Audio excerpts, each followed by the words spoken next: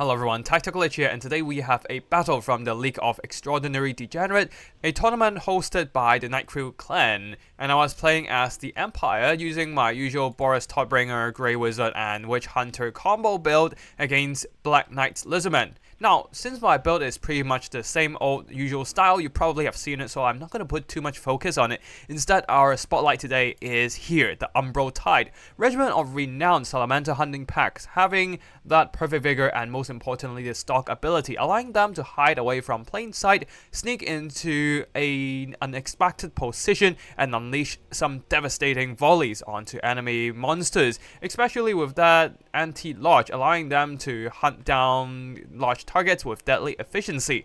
For the rest of the army here, a front line of skink skirmishers, second line of skink cohorts with javelins, and a back line of Saurus spears, plus the Coat of Sotek, providing a slightly sturdier backbone for the Lizardman Skink Tide. The Court of Water would be guarding the Slime Mage Priest, coming in with full gear, though spell-wise only Earthblood and no regrowth. On the flanks we have some Feral Cold ones with their high armor and decent armor piercing. They can and will trade okay into Empire Knights and run down skirmishers with ease. On the other side, for my army, a front line of spearmen with shields, a second line of great swords, a third line of huntsmen, 3 of them in fact, and at the very back, Hellblaster volley gun guarded by a single spearman with shields.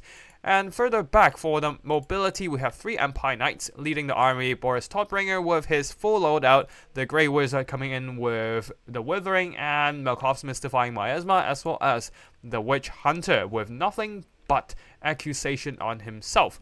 That's it for the army builds. Now let's get the battle going. Normally, I'm quite confident with this Empire build. I have used this build multiple times against Lizardmen before and have been quite successful about it. So, I'm just sitting back with the Hellblaster volley gun comfortably because I know that most Lizard monsters, if not all, other than maybe the Stegodon, will not be able to outshoot the Hellblaster volley guns. The Stegodon can outrange me, but there are no Stegodons on the field, so I'm just sitting back comfortably with the multi-shot artillery and start blasting away at the skinks.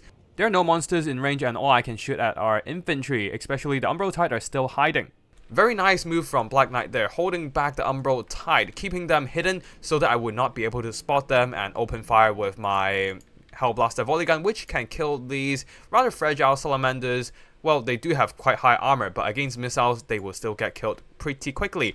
Now, on the far side there, the Feral Cold ones are moving forward. Same goes for the Feral Cold ones over here, trying to move into flanking position. We'll be going into a bit of fast forward as the skinks are cautiously approaching forward, trying to absorb as much missiles from my units as possible to distract my firepower away from the more expensive elements like these Feral Cold ones, flanking power, and also the Court of Sotek.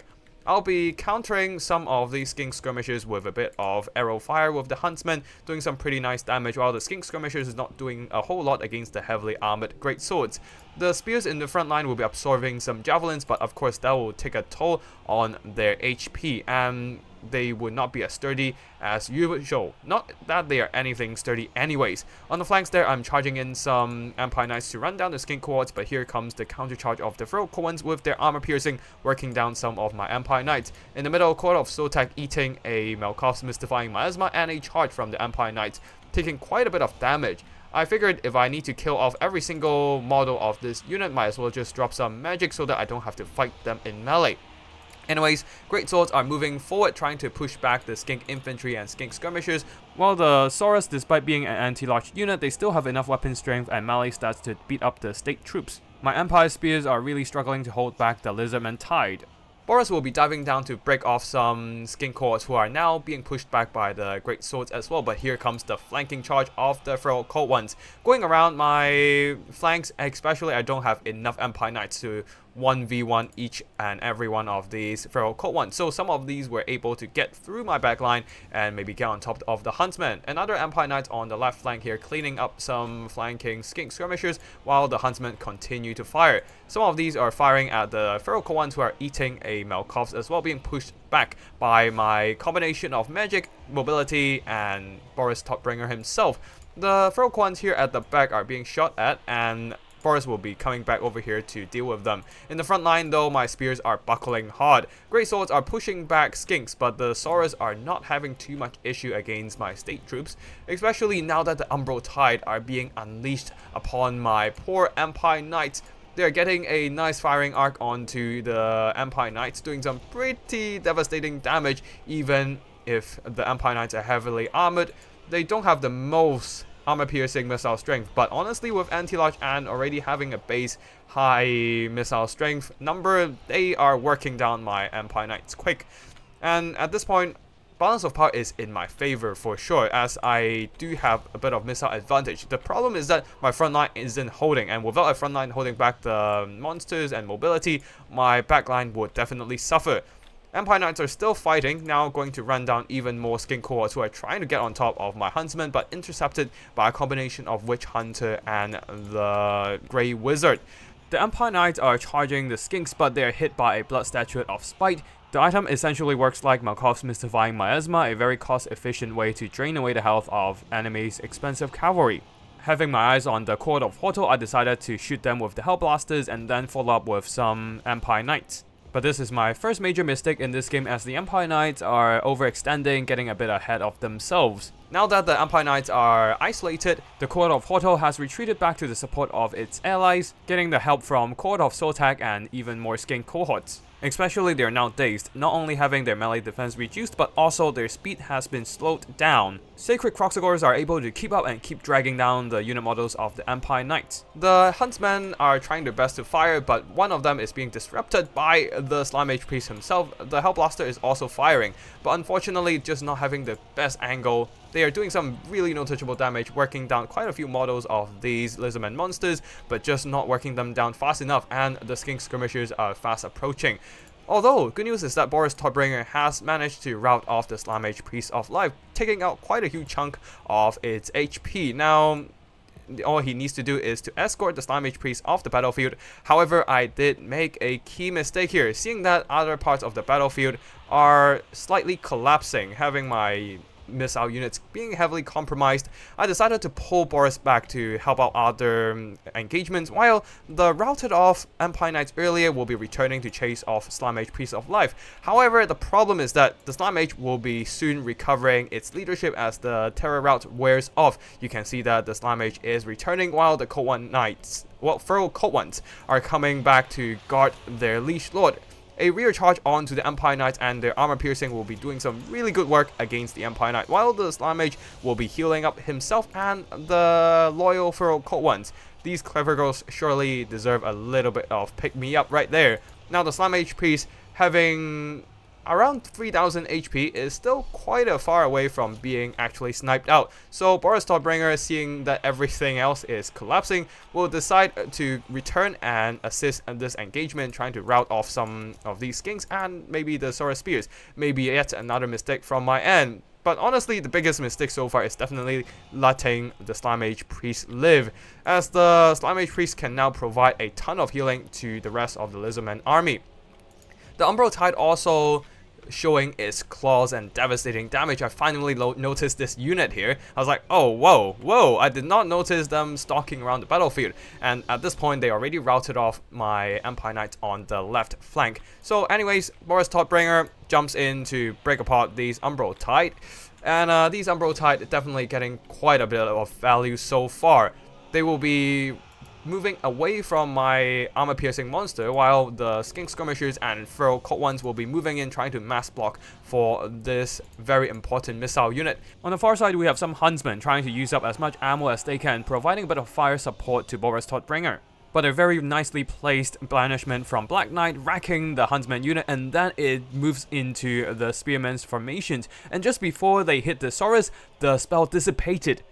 Pretty good RNG from our opponent, as the spell deleted 2 of my units while not doing much friendly fire to his own Saurus infantry. And that with one banishment, both my spears and the Huntsmen are all fleeing for their lives.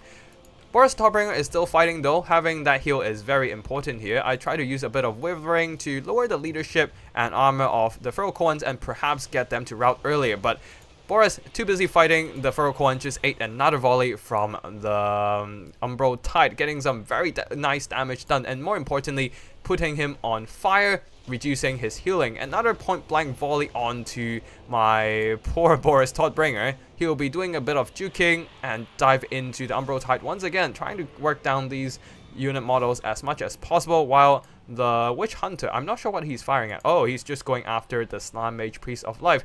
The Grey Wizard there fighting Skinks for the longest of time is gonna be routed by a charge from the Court of Hortal, who just received another Earth Blood, getting even more healing, keeping those final 3 unit models nice and healthy. On the far side, Umbral Tide is just backing off while all these Lizardman units consolidate, trying to pile on to Boris Todbringer to save the Slam Mage Priest of Life. A little bit of that shield of the old ones, keeping the units around here fighting with that little bit of leadership buff, and of course that damage resistance very handy in reducing the casualties and just keeping them in the fight. On the far side, some Huntsman has returned, but there are some approaching Skink cohorts with their shields raised, pushing forward, trying to move these Huntsmen off the white line, preventing them from firing anymore. Boris is fighting back to back with his buddy Witch Hunter right now. Unfortunately, the Witch Hunter is not going to hang around for too long while I am trying to work down the Slam Mage Priest. Slam Mage Priest might be a caster, but a live Slam Mage is deceptively tanky. A high HP pool plus the constant healing gives him more survivability than you expect. Feral One's Clever Girls are going after Boris, getting some nice free damage, and the Court of Hortal returning to the fight once again with 2 unit models left. That is more than enough to apply the dazed effect and also put down some hurt with their armor-piercing weapon strength with their power fists. Just trying to go after Boris right now, taking some friendly fire. Of course, with only 2 unit models, it's not the most impactful, but damage is still damage. Slam Mage Priest of Life fleeing for his life right now, trying really hard to juke, while Boris Todbringer is just struggling to get a hit onto the Lizardman Lord. Another volley, a devastating volley yet again, taking out a huge chunk of health from Boris Todbringer and also limiting his healing with the on fire effect, using poison from the Skink Skirmishers also to just debuff his speed and his weapon strength. Another devastating volley, and that might just spell the end of the Empire as army losses hit. GG to my opponent Black Knight for his win. For the army performances, you can see that the Court of Hortal didn't do that much damage, considering they are constantly getting shot by the Hellblaster, but the real carry of the game, of course, is the Umbral Tide, literally turning back that balance of power, turning the tide of battle, doing massive damage to Boris and working down my knights as well. Very nicely held in reserve, hidden in plain sight, and wait till the right moment to unleash their devastating firepower.